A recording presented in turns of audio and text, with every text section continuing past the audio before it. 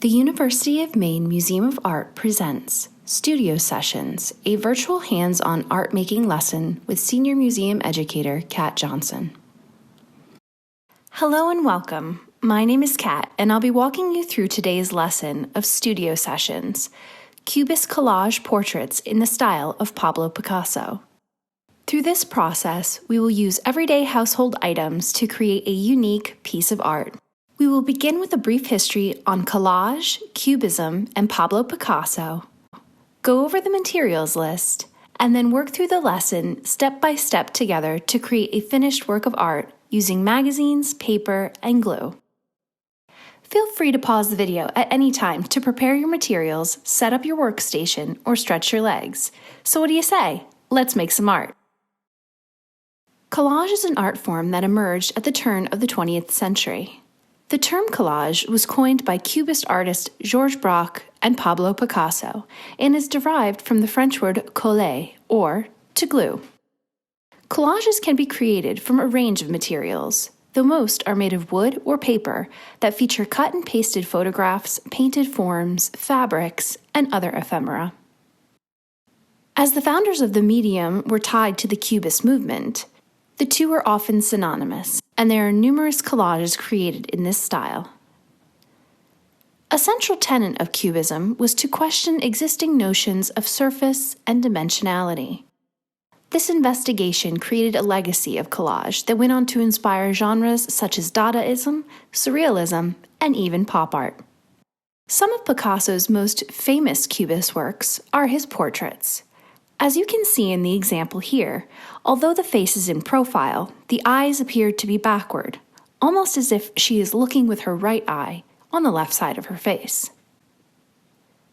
Or in these portraits here, the subject is dissected geometrically, reducing the portrait to sharp-edged planes.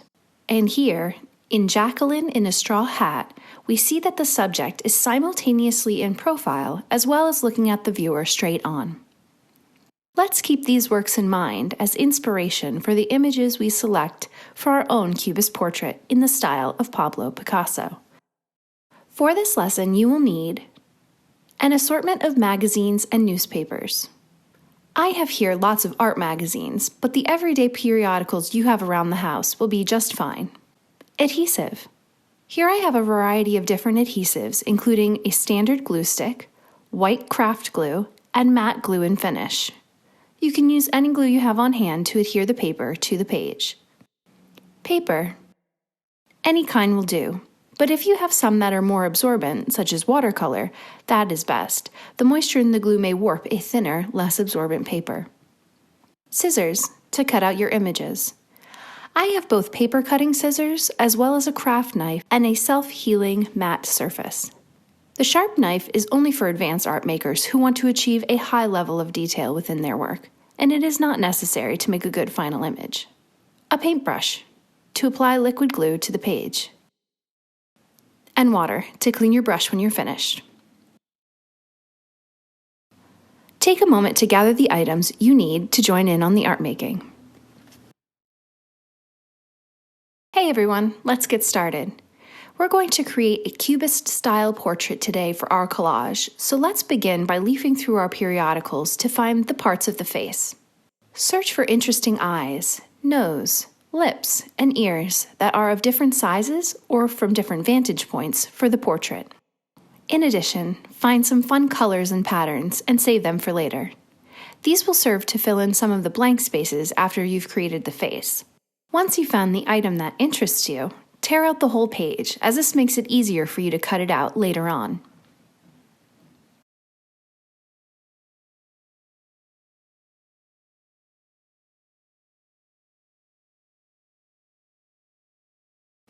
Great! Here you can see I found some fun parts of the face, and these will be the foundation of my portrait. Let's cut out each of these now, then arrange the composition on the page before gluing them down.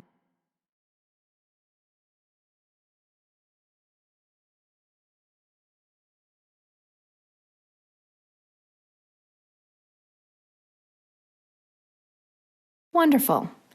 Now that I have all the pieces cut out, let's arrange them on the backing paper.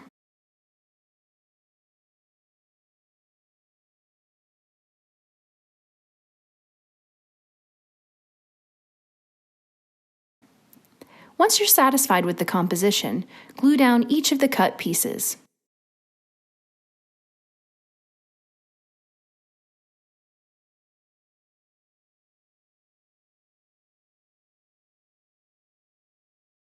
Return to the color and pattern pages you tore out earlier. Finish your portrait by adding cut lines or designs to finish out the piece.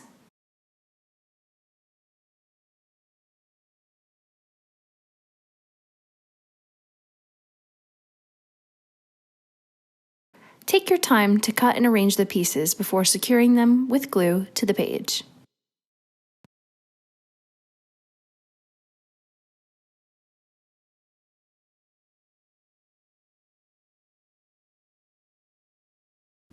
Voila! The portrait is now finished. There's a nice balanced quality in the image, as the cut shapes occupy as much or more of the page than the negative areas surrounding them. Here's the final image.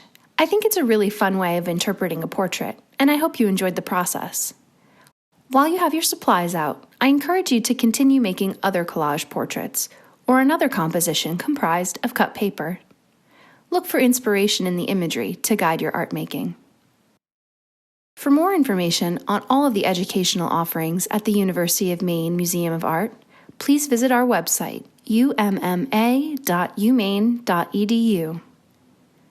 Thank you for watching this video from the University of Maine Museum of Art, Maine's Museum for Modern and Contemporary Art.